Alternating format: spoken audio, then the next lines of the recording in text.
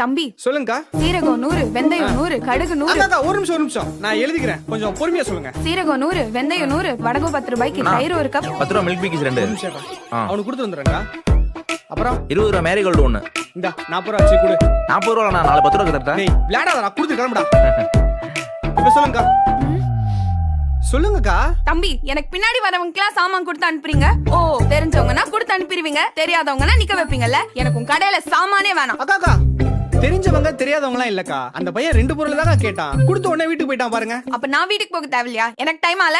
எல்லாரும் பறந்தா நான் என்னக்கா பண்றது? எனக்கு என்ன 10 கையா இருக்கு? இப்படி சண்டை போட்ட நேரத்துல உங்களுக்கு நான் ஜாமான் கொடுத்தே முடிச்சிருப்பேன். கோச்சிக்காம என்ன வேணும்னு சொல்லுங்கக்கா. சரி ஓகேக்கா, இதுக்கப்புறம் நான் யார் வந்தாலும் ஜாமான் போட மாட்டேன். உங்களை அனுப்புனது அப்புறம் தான் போடுவேன், ஓகேவா? நோட் பண்ணிக்கோங்க. பாஸ்மதி அரிசி 2 கிலோ. அதுக்கப்புறம் ₹1 கிளீன் பிளஸ் 1 கொடுங்க. ஷாம்பு மட்டும் தாங்க கேக்குறாரு.